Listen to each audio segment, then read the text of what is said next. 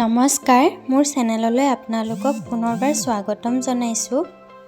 আজি মই আপোনালোকৰ ওচৰলৈ লৈ অহা ৰেচিপিটো হৈছে পনীৰ পোলাও। পোলাওটো সকলোৱে বনাব জানে, হ'লেও এইটো মোৰ ষ্টাইলত অলপ বেলেগকৈ বনাইছোঁ। পনীৰ পোলাও বনাবলৈ মই লৈছোঁ চাউল এবাটি।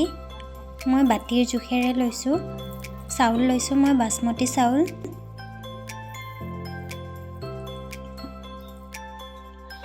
পনীৰ কেইপিচমান লৈছোঁ আৰু অলপ চেনি লৈছোঁ। মই ইয়াত 1.5 চামুচমান চেনি লৈছোঁ। মিঠাটো আপোনালোকৰ ইচ্ছা অনুসৰি দিবও পাৰে বা নিদিবও পাৰে। চব্জি লৈছোঁ ফুলকবি আৰু কেপচিকাম। চব্জিও নিজৰ ইচ্ছা অনুসৰি ল'ব পাৰে, গাজৰ, বিন, মটৰ। মোৰ লগত ফুলকবি আৰু কেপচিকামে আছিলে।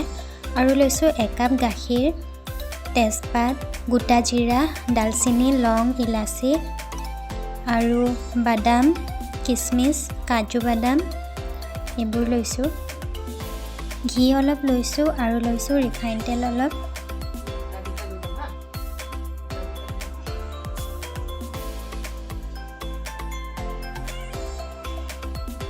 চাউলখিনি 10 মিনিট তিয়াই টুকি থৈছিলোঁ। এতিয়া এটা বাটিত চাউলখিনি লৈছোঁ।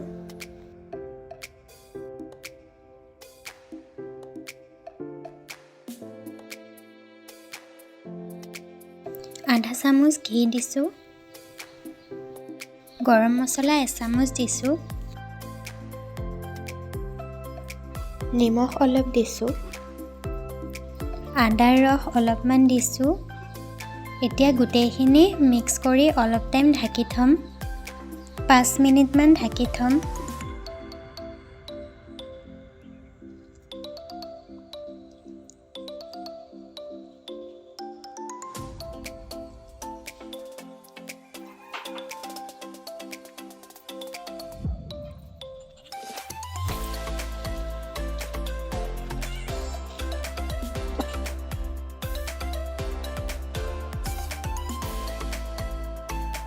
এতিয়া কেৰাহী এখন পাতি ঘি অলপ দি কাজু, বাদাম আৰু কিচমিচখিনি ভাজি লৈছোঁ। অলপ ৰঙচুৱা হোৱাকৈ ভাজি ল'ম।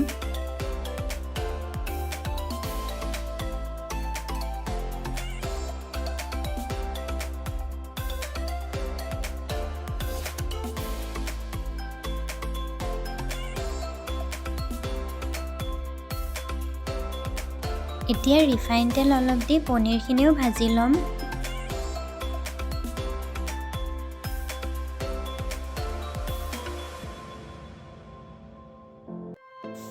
ৰঙচুৱাকৈ ভাজি ল'লোঁ। ভাজা হোৱাৰ পিছত এইখিনি তেলতে এতিয়া মই ফুলকবি আৰু কেপচিকামখিনিও ভাজি ল'ম।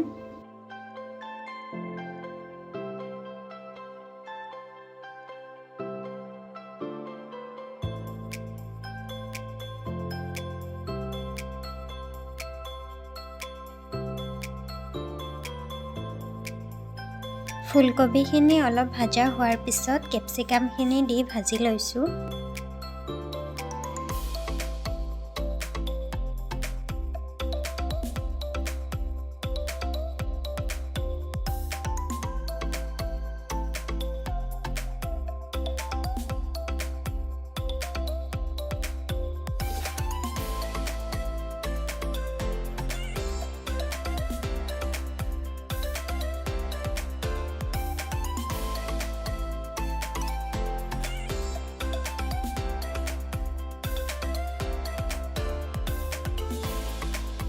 একেখিনি তেলতে তেজপাত, গোটা জিৰা, লং, ডালচেনি, ইলাচি গোটেইখিনি দি ভালকৈ ভাজি লৈছোঁ।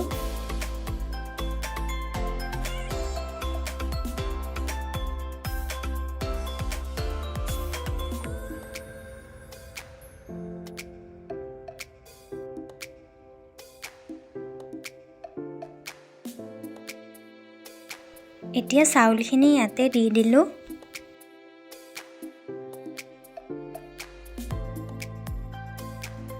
চাউলখিনি ভালকৈ ভাজি ল'ম। গোটেই চাউল এটা এটা হৈ যোৱাকৈ ভাজি ল'ম।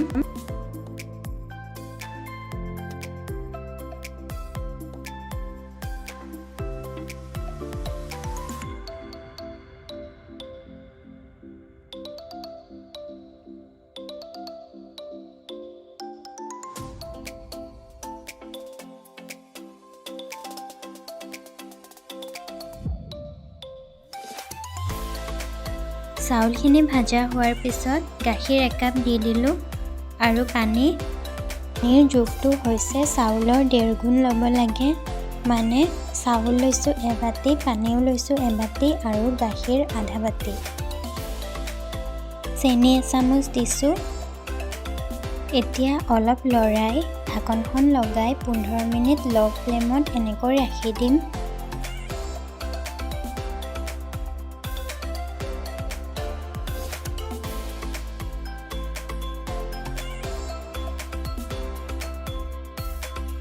মাজতে এবাৰ দুবাৰ চেক কৰিম আৰু অলপ লৰাই দিম। চাউলখিনি যাতে ভাঙি নাযায় খুব সাৱধানে লৰাব লাগিব।